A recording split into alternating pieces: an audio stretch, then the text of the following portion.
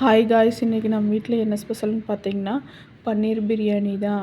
பன்னீரை first க்யூபாக cut பண்ணிவிட்டு மிளகாய்த்தூள், மஞ்சள் தூள், கொஞ்சம் பெப்பர், உப்பு இதெல்லாம் போட்டு நல்லா மிக்ஸ் பண்ணி வச்சுட்டு, அதுக்கப்புறம் பார்த்திங்கன்னா பெரிய வெங்காயம், தக்காளி, இஞ்சி, பூண்டு, கொத்தமல்லி, புதினா, தயிர், மிளகாய்த்தூள், மஞ்சள் தூள், அப்புறம் கொஞ்சம் பிரியாணி மசாலா இதெல்லாம் போட்டு நல்லா ஃப்ரை பண்ணிவிட்டு, அப்புறம் தண்ணி ஊற்றி ரைஸ் எல்லாம் போட்டுக்கிட்டு, அதுக்கப்புறம் பார்த்திங்கன்னா இந்த பன்னீரெல்லாம் ஃப்ரை பண்ணி எடுத்துட்டு, அந்த எடுத்து வச்ச பன்னீரை வந்து இதுக்குள்ளே போட்டு நல்லா ஒரு 4-5 விசில் வர வரைக்கும் வச்சு எடுத்தால் பன்னீர் பிரியாணி ரெடி ஆயிரும்.